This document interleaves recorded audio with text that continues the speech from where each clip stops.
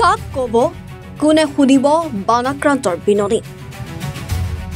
এজাক বৰষুণৰ পিছতে জলমগ্ন প্ৰতিটো প্ৰান্ত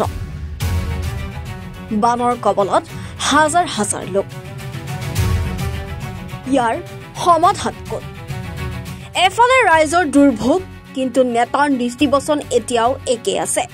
বানপানী আহিলে অসমৰ উন্নয়নৰ প্ৰকৃত ছবিখন ওলাই পৰে চৰকাৰে সদায় চিঞৰি থকা বিকাশৰ শ্লোগান যেন উভতি গ'ল বছৰৰ প্ৰথমটো বানতে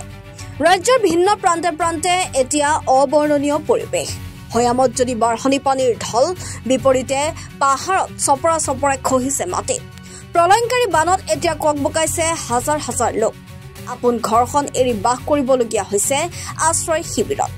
কৃত্ৰিম বানত বিনষ্ট হৈ পৰিছে হাজাৰ হাজাৰ লোকৰ বাসগৃহ কিন্তু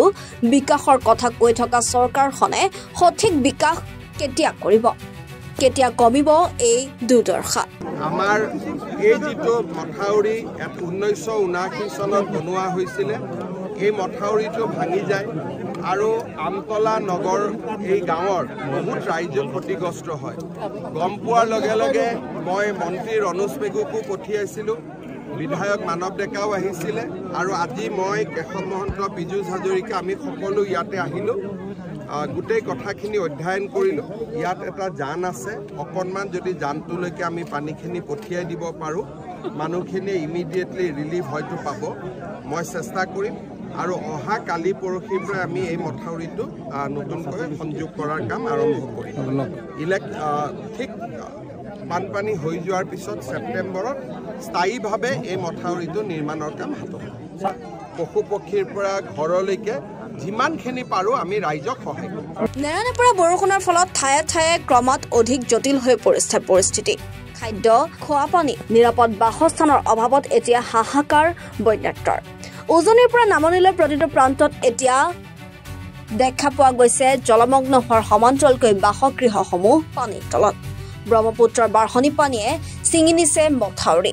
নিৰ্বিকাৰ হৈ পৰিছে জনসাধাৰণ বৰষুণ কমাৰ পিছতো এতিয়া পানী নকমাত ব্যাহত হৈ পৰিছে স্বাভাৱিক জীৱন যাত্ৰা মানে আজি 10 বছৰ এখন চৰকাৰ থকাৰ পৰা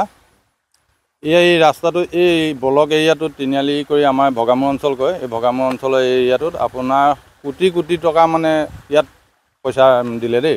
ইয়াত কোটি কোটি টকা পইচা দিলে আজি এইটো অৱস্থা হৈ আছে মানে এইটো হেৰি মথাউৰি ভাঙি এনেকুৱা যোৱা বছৰ 3টা জেগাত মথাউৰি ভাঙিছে ৰাস্তা বনালে এইখিনি এই 3টা জেগাটো এতিয়া আমাৰ খৰালি ছিজনত আহি পেলাই এই ৰাস্তাটো ক্লিয়াৰ কৰি দিব পাৰিলে এখন কিন্তু নকৰি এতিয়া বাৰিষালৈ এই বহাগ মাহত এইখিনি পুতিছে বহাগ মাহত মানুহখিনি যাবলৈ বোকা হৈছে কাৰণে এইখিনি ৰাস্তা পুতিছে তাৰ আগত পুতা হ'লে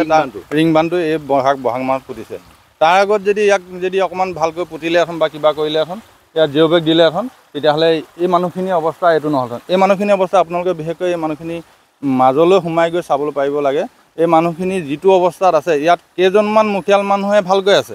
যিকেইজন মানুহে চৰকাৰৰ লগত সংস্পৰ্শ আছে সেইকেইজন মানুহে ধুনীয়াকৈ আছে বাকীসকল মানুহ হাহাকাৰ অৱস্থাত আছে বাকীসকল মানুহ মানে কোনো পানীৰ হান অৱস্থাত আছে এই যে পশুধন বা গৰু ছাগলী পশুধন গৰু ছাগলী এতিয়া আপুনি এইটো মথাউৰি এইটো দেখিলে আপুনি সিটো সেই সমানে আপুনি এইটো দেখি আছে সমানে আৰু